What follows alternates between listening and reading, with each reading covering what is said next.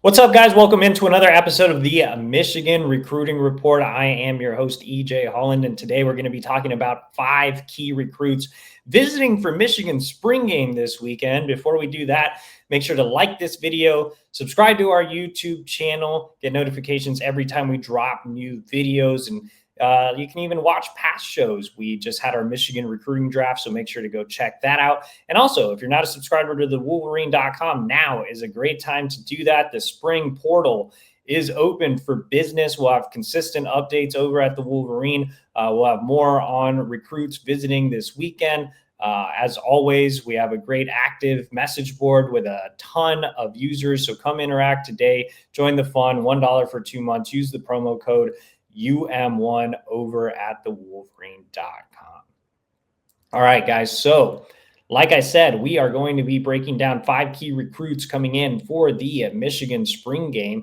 And we're going to start off at quarterback.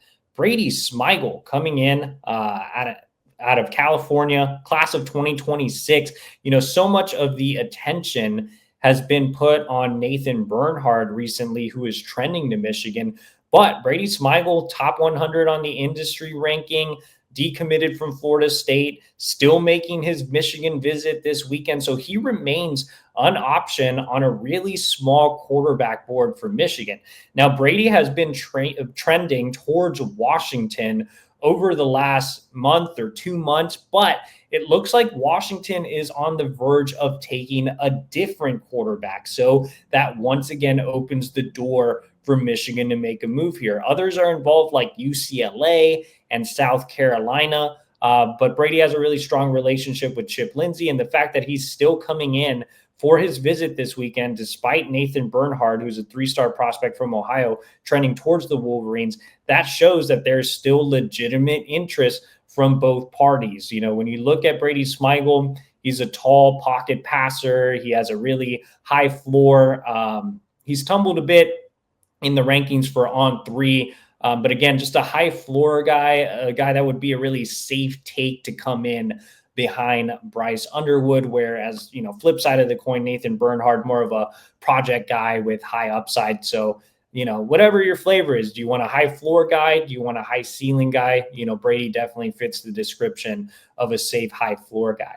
All right, let's go ahead and stick on offense, but move classes. Let's go to the 2027 recruiting class and talk about running back Noah Roberts. We've focused so much on 2026 running back recruiting with Savion Hyder being the guy, and you have the situation ongoing with Javian Osborne, but Tony Alford already getting a head start on 2027 running back recruiting, and Noah Roberts, one of the elite ball carriers in the nation for next cycle. He's top 100 on On3. He has a good build at 6'1", 190. He has legitimate track times as well. He posted some really impressive ones last track season. This will be his first visit to Michigan. And, you know, Arizona is an interesting state. You have a lot of move-ins, you don't have a real power program. So a lot of guys are willing to go around the country. And I think that Michigan has a chance to make a strong first impression here.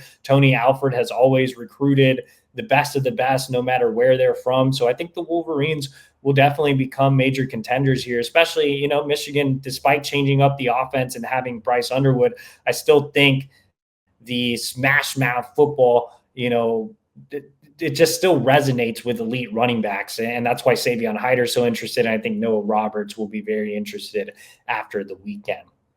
All right, let's go ahead and flip over to the defensive side of the ball and talk about defensive line target J.J. Finch. Now, Finch isn't a recruit that we've talked about a ton here on the show, but he is a prospect that Lou Esposito, Michigan's defensive line coach, has a really strong relationship with, has been out to see him at his school and has evaluated him firsthand. He's a 3-star prospect across the board, but he's really athletic at 6'3", 260 pounds, could be a bit of a sleeper. And again, Esposito's been out there. He's seen him. He really likes what J.J. Finch brings to the table. This will be Finch's first visit to Michigan in a little while. He has been to campus before. Again, Michigan hasn't been talked about a ton in this recruitment, but I think that can certainly change after this weekend. The Wolverines have had some success in Indiana the last couple of cycles, finding some hidden gems. Obviously, like Josiah Edmond comes to mind. So JJ Finch could be one of those guys as well. So interested to see what comes out of his visit. All right, let's stick on the defensive side of the ball and talk about one of my favorite hidden gems, and that's Matthew Canoe out of Virginia by way of Ohio. He is a Midwest native. He did grow up in the Columbus area, but was never a big fan of Ohio State. He was a big riser in the rankings, mostly because he moved in from Ohio to Virginia, played safety as a freshman. Last year was his first year. Actually played safety as a freshman and sophomore. Last year was his first year at linebacker, and he was absolutely dominant. So when you look at Matthew Canoe, man, you're looking at a guy with so much upside. 6'3", 221 pounds, really long prospect that I think can rush the passer as well. And again, just has 1 year of linebacker experience. So that ceiling is sky high. I think that On3 is ahead of the curve here. They have him ranked as a 4-star prospect, the number 277 overall recruit in the country. It would not be surprising to see other recruiting services catch up. I just don't think a lot of people have seen Canoe live. And when I stopped by his school and I just had a chance to size him up in person, man, he really checked the boxes. And he's listed at 221. He's probably closer to 230. So I think he's one of the more impressive recruits on Michigan's linebacker board. A lot of people are talking about Penn State in this recruitment, but I think he kind of fits the mold of a Michigan kid. And I think the Wolverines will have a chance to really move the needle this weekend. All right, let's end this video with one last recruit, and that is an elite defensive back in Kari Adams. Also not a recruit we've talked about a ton, but is a prospect that has been rising on Michigan's board. He included Michigan in his top group. And I mean, he's an elite corner, 6'1", 180 pounds, the number 7 cornerback in the country, the number 55 overall prospect nationally. We don't know exactly where Michigan fits into this top group. He's never visited before. Penn State has a lot of momentum in this recruitment, but Lamar Morgan has been able to get Michigan involved in some of these high-profile corner recruitments. He did it last cycle with guys like Shamari Earls, and I think he can do it again this cycle. And Kari Adams could be that guy. He already has a slew of official visits lined up, but if things go well during the spring game, Michigan will have an opportunity to get him back on campus for an OV later in the cycle.